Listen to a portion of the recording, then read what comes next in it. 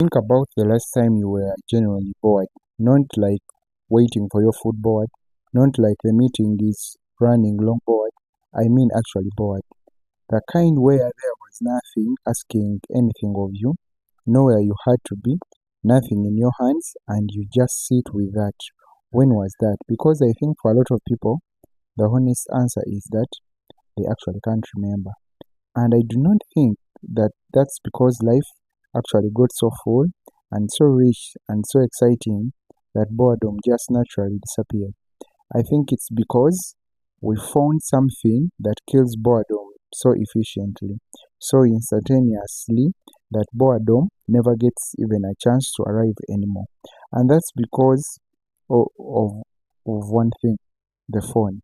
We know this, and this is not a new conversation. But I want to come it from a slightly different view today because I think we usually talk about the phones in the wrong way. Maybe the reason your phone feels impossible to put down is not because the apps are too powerful. I mean, they are powerful, obviously. Entire teams of people are paid a lot of money to keep your attention there for as long as possible. We know that already. We talk about the algorithms like they are these hyper intelligent systems engineered against the human brain, and maybe that's true to some extent. But I don't really think that that's the whole story anymore. Because if it was only about the phone, then why do some people forget where they even left theirs for hours? Why do some people open Instagram twice a day while somebody else feels like it's magnetic to pull towards it every 7 minutes? The same apps exist on both phones, the same notifications, the same infinite scroll. So maybe the difference is not the technology, it's the friction. And I think that's what we have quietly removed from our lives. Because friction sounds like a bad thing, right? We usually talk about friction like it's an obstacle, something slowing us down, something to be optimized away. There is an entire economy built around removing friction from your experience. One click purchase, skip the intro, instant delivery, autoplay, same day, no waiting, no effort, no resistance. But friction is actually what makes experiences feel real. It's the resistance, the texture, the weight. It's the thing that makes your brain register that something actually happened. Think about it like this. You know when you grip something with your dry hands, you can hold it. The friction between your skin and the surface is what keeps things from falling. Now, imagine your entire life is coated in something frictionless. Everything just slides, nothing catches, nothing holds. That's the kind of what I'm talking about. Scrolling has no friction. That's why it slides into your life so easily. You do not have to prepare for it. You do not have to commit to it. You do not have to move your body. You do not even really have to think. You just open the app and your brain gets this constant feeling of motion without you actually going anywhere. And I think what makes that generally dangerous is not even the content itself. It's the fact that the modern life has slowly removed friction from almost everything else too. So your phone doesn't even have a real competition anymore.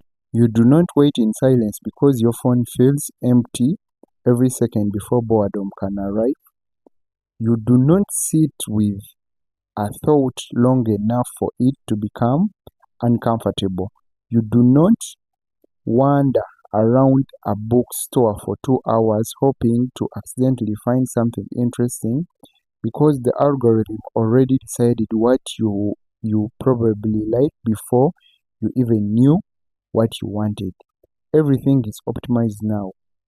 Food arrives instantaneously, entertainment starts instantaneously, music starts instantaneously, validation arrives also instantly. Communication is instant, the answer to every question is instant, The response to every feeling is instant, and I think when your whole environment removes effort from every experience, your brain slowly forgets how to tolerate the emotional texture of real life. Because real life has friction. Remove the real conversations which have pauses in them, sometimes awkward ones. Real hobbies are repetitive before they become enjoyable. Real friendship require planning and showing up and texting first sometimes and not always knowing what the other person meant by that. Real confidence is built through embarrassing moments. Real relationship involve misunderstandings. Real goals are boring for long stretches before they become meaningful.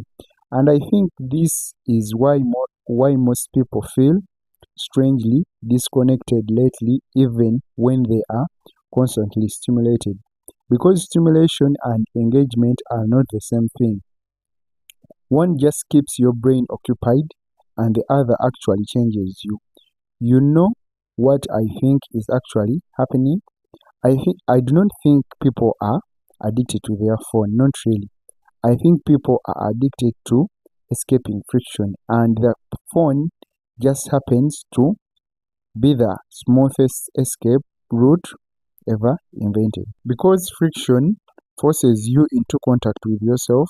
When you go on a walk without music, eventually your own thoughts catch up to you.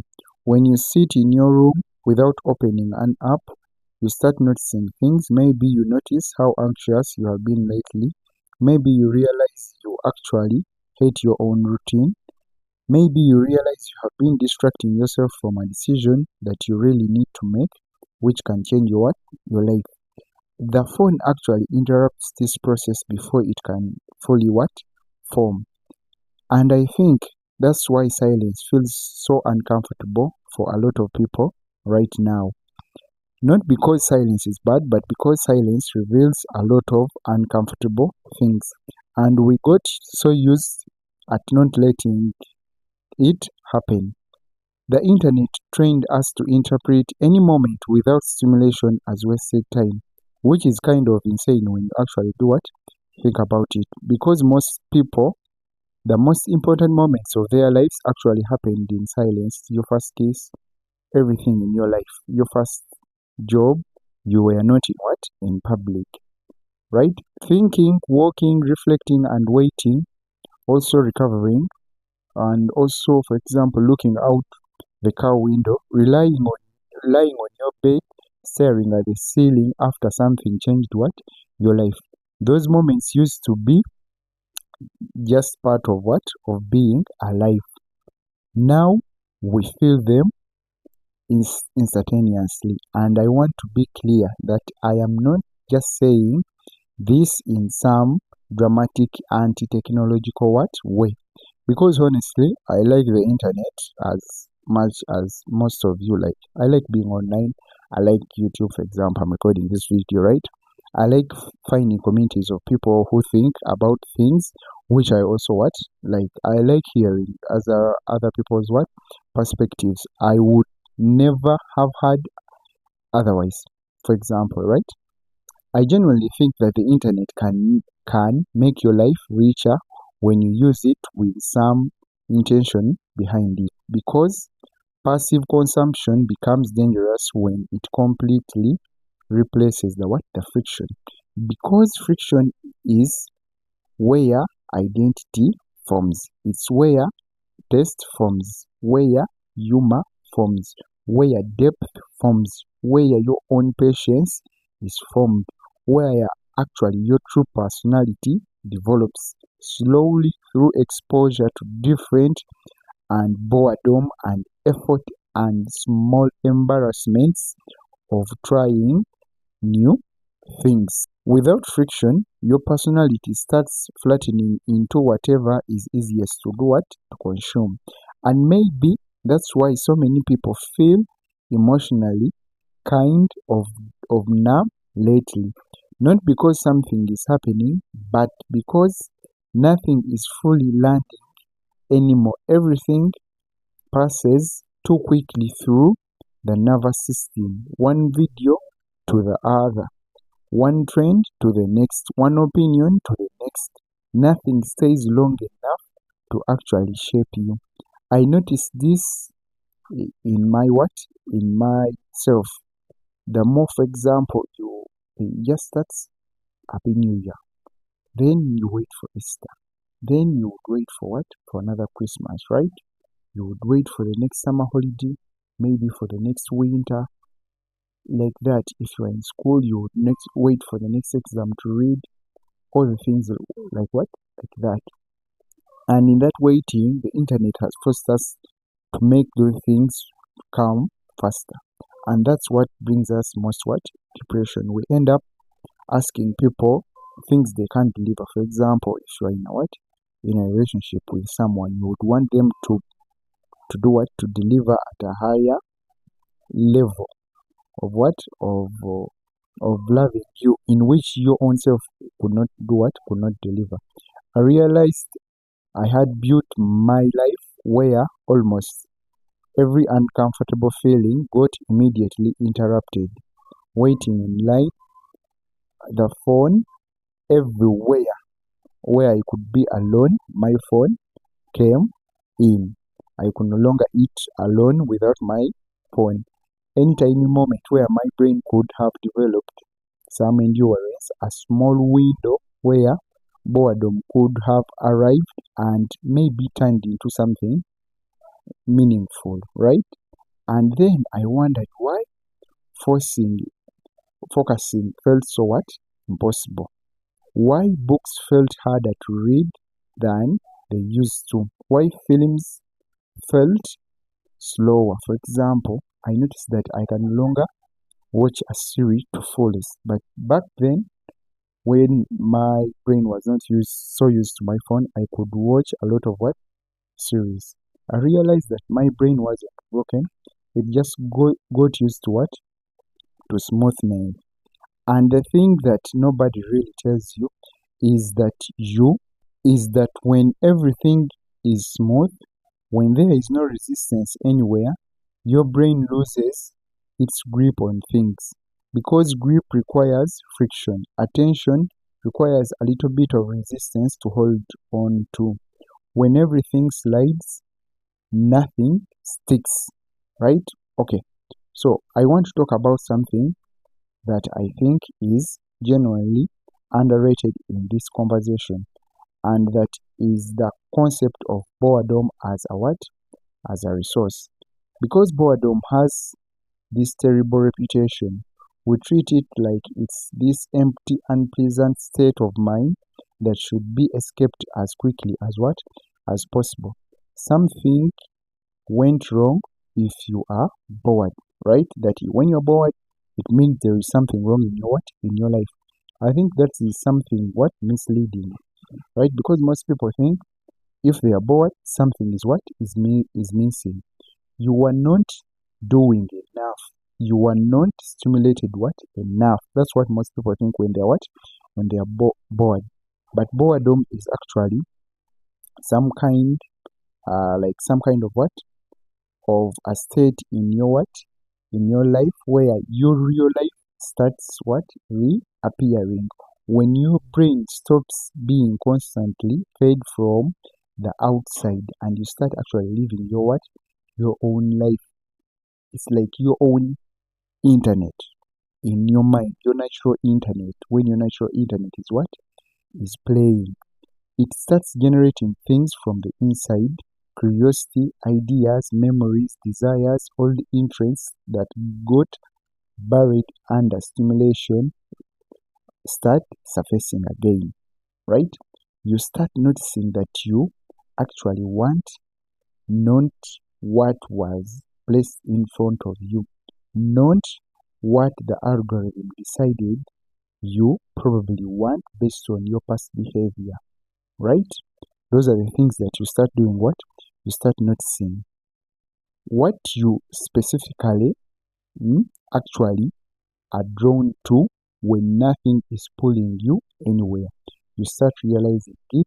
For example, if you tried to do what? I know most of you have tried it, like putting away your phone for some time, you will realize that if you distance away from your phone like for a week, you'd feel some kind of peace. For me, there is that deep peace I always feel, and I actually don't want to come back. But most of the times, I have to come back because of my what, of my work. I think that's really important. For example, right, to know about yourself, and I think a lot of people have lost access to it because the phone fills the space before boredom can actually what show up, which means that the regeneration never happens. For example, all the ideas you would have gotten because you were what? Bored. All the solutions that you would have got when you are bored, and all the what? The the realizations of some of the things going wrong in your life, you would not have what? Noticed them. And after a while of living like that, you genuinely lose the sense of what you are interested in, what you think, what you want, and what matters to you.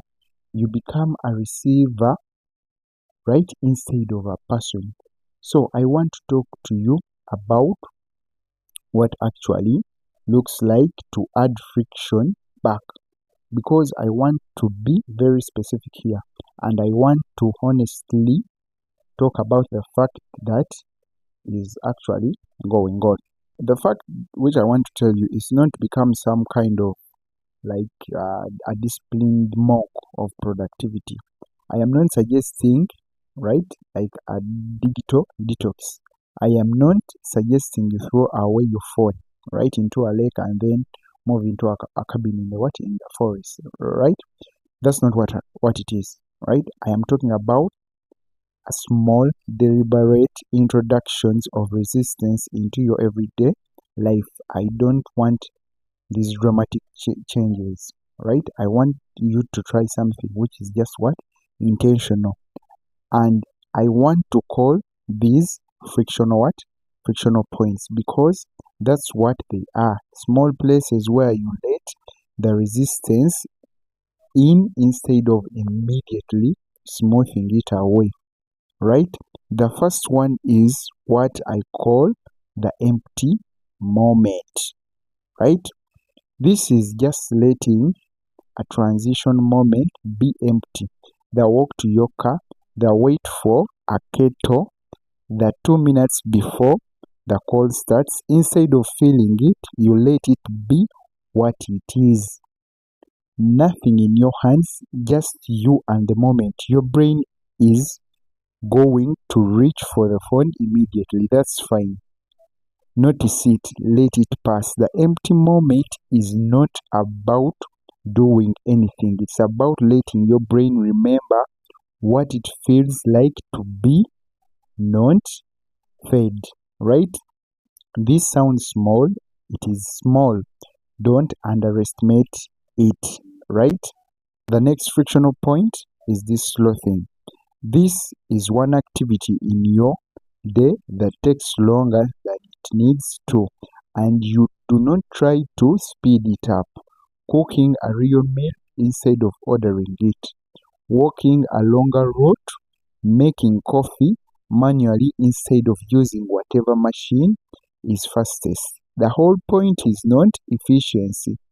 The whole point is that your brain gets the experience of committing to a process that has a pace you do not control, something that asks you to stay with it even when the interesting part hasn't arrived yet.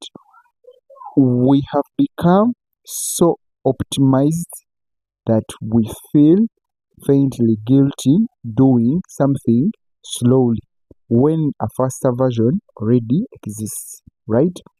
But fast isn't always better most of the times. Sometimes slow is how things get weight. A tree doesn't grow in a single day. You never moved from 1 year to 20 years, for example, in 2 days. It took 19 years, right? And weight is what makes things memorable, right? The third frictional point is the undocumented what experience. This is uncomfortable for a lot of people, right? And I think it's worth sitting with. Why? Go somewhere, do something, and don't take any photos. Don't make a story about it. Do not document it. Do not share it. Just have the experience fully and then let it live only in your memory, not other people's memory.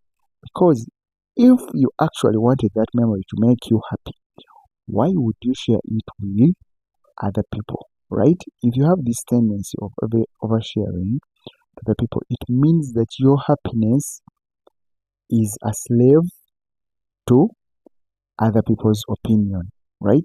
Like for you to be happy, other people need to first validate you. At times, you just need to do what you want in silence without any other people's what validation.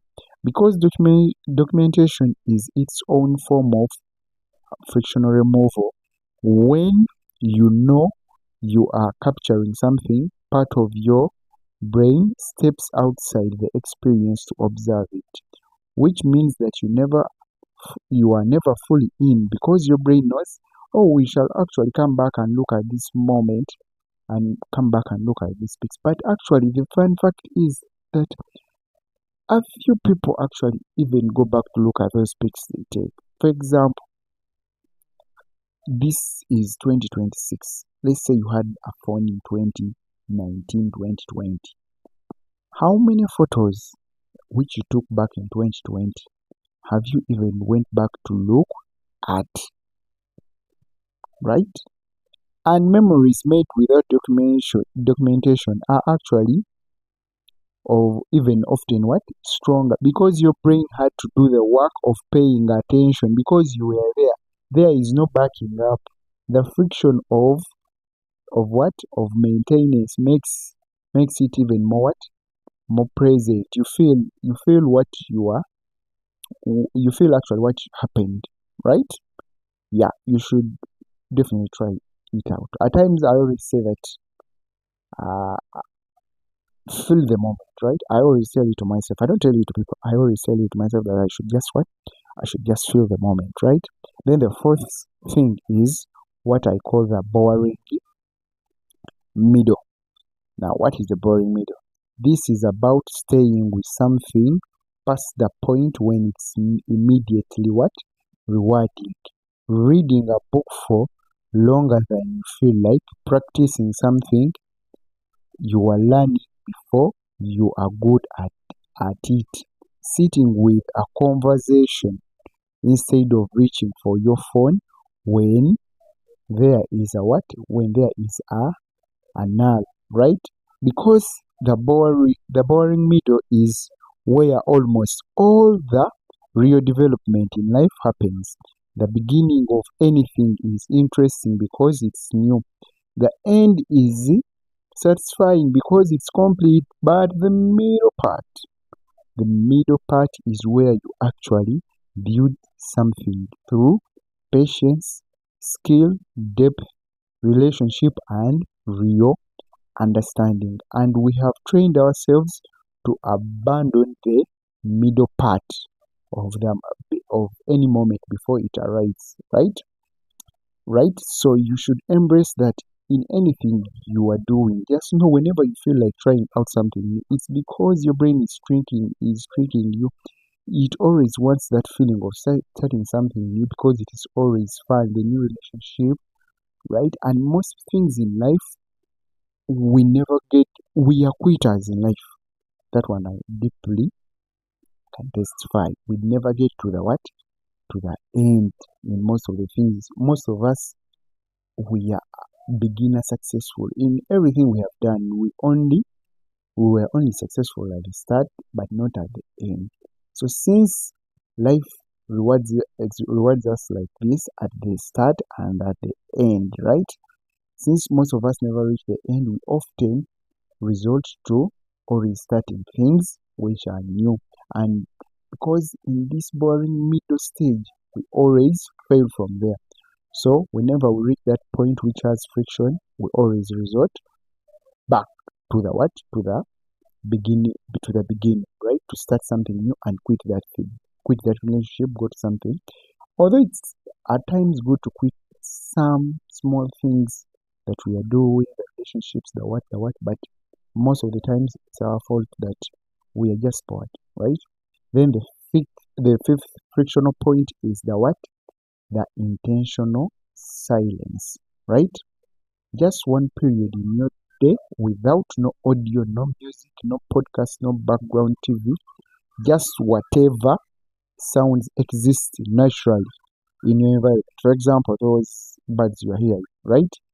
And your own thoughts. For example, this moment I'm hearing those birds. I don't know if you are hearing them. And also my own what? My own thoughts. I don't have any music in the background, right? Right? And this is the most uncomfortable one for most people because it removes the last layer of buffing between you and yourself, right? It will really expose who you are, the silence. But silence is actually where you find out what's going on with you, what you have been thinking about, what you have been avoiding, what you actually feel about things versus what you have been performing about things, right? Silence is not is not diagnostic, right? And most of us haven't run that check in a long time. Some of us haven't had that silence moment. Whenever it tries to arrive, we try to do what? To remove it. Now, I want to be honest about something because I think it needs to be said. Everything I have just described requires a basic line of energy and safety that not everybody has access to it equally. If you are on, for example, if you are working on a job that takes everything out of you, if you have people depending on you at the what? At the moment you walk through the what? The door. If you are managing anxiety or depression or any condition that costs you energy to just what? Exit. The suggestion is to sit in silence with your own thoughts, right? Might actually feel like what? Like cruelty. I mean it, like for real. I understand that, and this is because of a lot of things. And I want to name that the conversation around the screens and the phones and attention and everything we have mentioned, right, is always a classroom what problem, right? It's a conversation usually had by people who have enough time and space and safety to choose difficult. And the most interesting thing is that most people never choose difficult. Some people are living with enough of it already, right? So if that's where you are living through what? Difficulty. The frictional points that matter most are the smallest ones, the empty moment, the seconds of the kettle boiling without the phone. That's it. That's the real starting point, and it's not nothing. It's actually a significant part of what? Of reconnecting with your own what? Nervous system in back to so that you be rich for a long time. Because I believe most of us have what? Have lost it. That's why we have these unendless what? Mood swings. For example, yeah, most of us have endless mood swings, I swear. You do not have to go from zero to walking in silence for an hour. You start with 30 seconds of existing without any stimulation and see what already what exists in your life. So thanks for watching this, and that has been my idea about this part, because I really think that's what actually is going on, right? It's not that these phones are evil. It's what is that We got a magic tool for escaping what? Reality.